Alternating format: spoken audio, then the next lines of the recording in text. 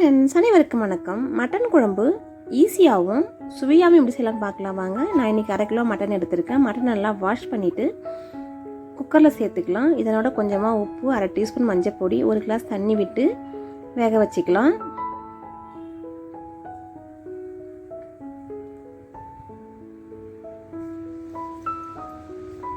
கடாயில் தேவையான அளவுக்கு எண்ணெய் விட்டுக்கலாம். எண்ணெய் சூடானதும் லவங்கம், அன்னாசிப்பூ, பட்டை சேர்த்துக்கலாம்.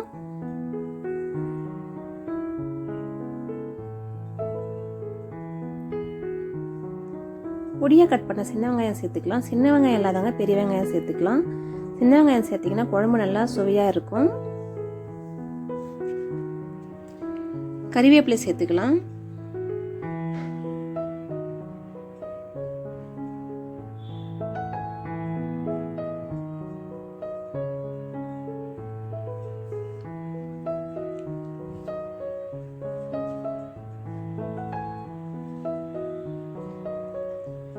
வெங்காயம் வதங்க கொஞ்சமாக உப்பு சேர்த்துக்கலாம்.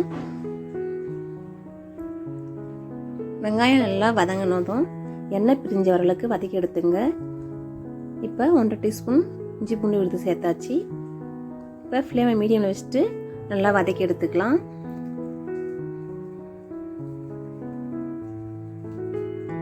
பாருங்கள், எண்ணெய் பிரிஞ்சு வந்ததும் தக்காளி சேர்த்துக்கலாம். பொடியாக கட் பண்ண தக்காளி சேர்த்து நல்லா வதக்கிக்கலாம்.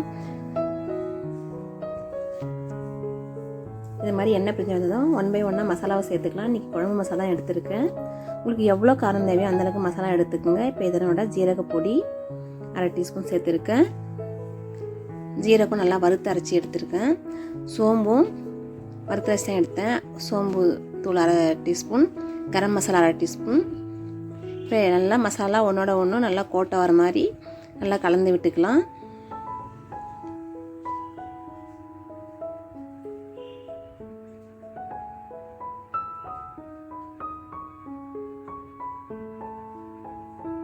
மட்டன் சூப்பராக வெந்திருக்கு. இப்போ இதனோட மட்டனை சேர்த்துடலாம்.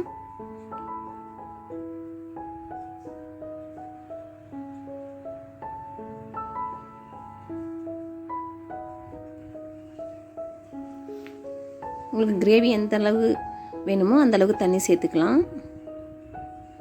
நான் இன்னும் கொஞ்சம் தண்ணி சேர்க்க போகிறேன்.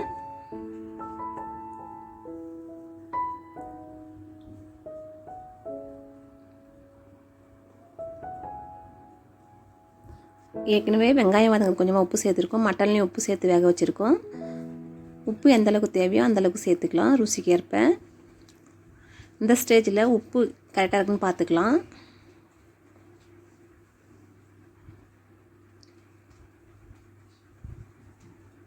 இப்போ மூடி போட்டு நல்லா கொதிக்க விட்டுடலாம்.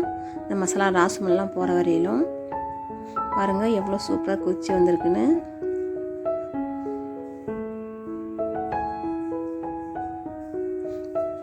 நல்ல வாசனை வருது.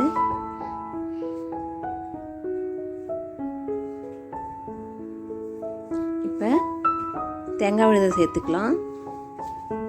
தேங்காய் விழுது சேர்த்ததும் ரொம்ப நேரம் கொதிக்க தேவையில்லை. ஒரு கொதி வந்ததும் ஆஃப் பண்ணிடலாம்.